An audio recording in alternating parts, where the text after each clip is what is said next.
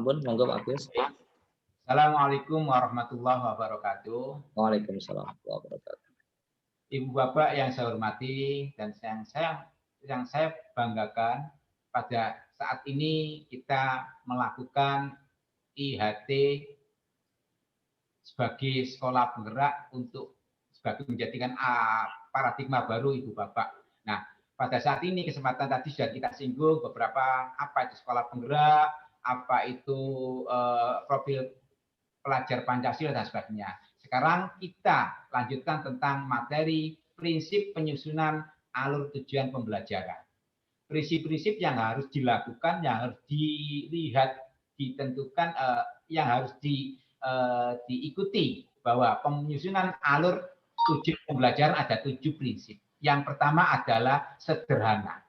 Nah, ini ada kelompok ini, jadi prinsip-prinsip penyusunan alur dan tujuan pembelajaran. Itu yang pertama adalah merah ini adalah sederhana dan informatif. Sederhana ini artinya bahwa kalimat-kalimat, kemudian apa perintah dan sebagainya, semuanya sederhana. Sehingga ya harus dipahami oleh guru dan oleh pembaca. Pembaca itu dalam arti peserta didik. Itu harus dipahami betul dan harus memang benar-benar sederhana. Yang kedua adalah esensial dan kontekstual. Kemudian lanjutnya adalah berkesinambungan. Kemudian ini adalah pengoptimalan aspek kompetensi. Kemudian yang kelima adalah merdeka belajar, kemudian operasional dan aplikatif dan adaptif. Dan fleksibel, ini yang terakhir. Dari 7 ini mungkin kita jabarkan satu persatu, yaitu prinsip penyusunan alur tujuan pembelajaran dengan menggunakan yang pertama dasar adalah sederhana dan informatif.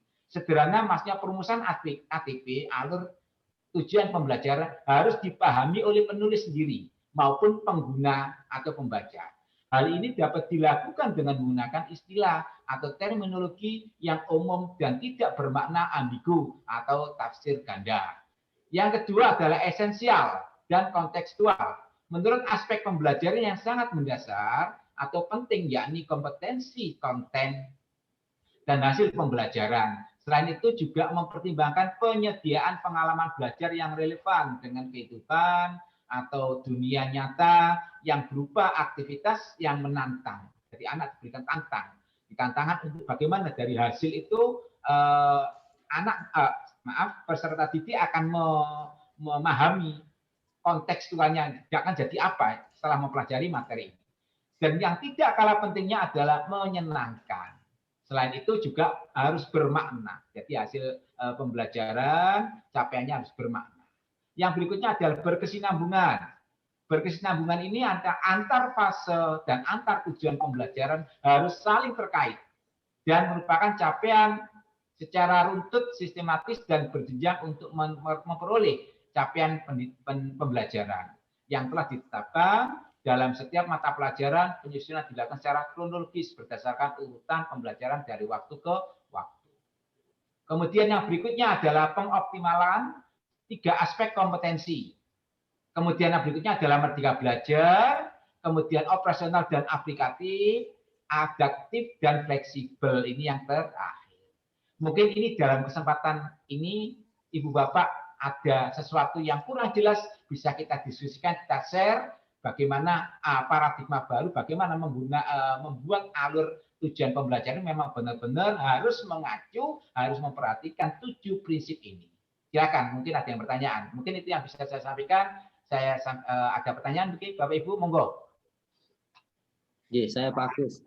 Baik, terima kasih. Saya mohon penjelasan kembali tentang berkesinambungan berkaitan dengan tujuan Pancasila itu, Bapak Agus. Terima kasih, Pak.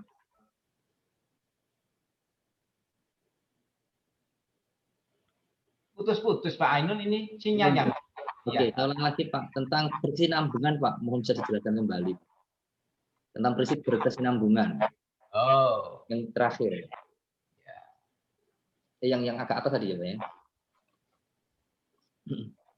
Nah ini. Berkesinambungan, ya.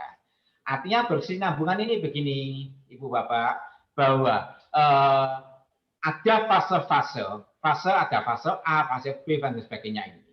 Ini misalkan nanti ada antara fase A dan fase B ini harus ada keterkaitan langsung berkesinambungan, jadi tidak putus step-nya itu. Termasuk diantara dari fase D ke fase E. Nah, fase D adalah setelah sekelas setaraf dengan SMP kelas 12 kelas 9, kemudian baru masuk ke kelas 10. Kelas 10 adalah fase E. Nah, ini harus bersinambungan. Jadi tujuan pembelajaran antar dari SMP ke SMA yang kelas 10. Atau sebaliknya dari kelas 7, 8 ini harus berkesinambungan. Jadi tidak harus lepas. Kemudian juga antar tujuan. Jadi tujuan pembelajaran memang harus benar-benar bermakna tadi untuk bisa mengoptimalkan profil pelajar Pancasila. Itu mungkin Pak Emil. Terima kasih Pak Kus. Terima kasih. Mungkin itu yang bisa saya sampaikan Ibu Bapak sementara ini. Bisa dilanjut nanti pada pertemuan melalui MGMP untuk bagaimana merumuskan pelaksanaannya begitu. Mungkin saya akhiri. Assalamualaikum warahmatullahi wabarakatuh. Waalaikumsalam warahmatullahi wabarakatuh.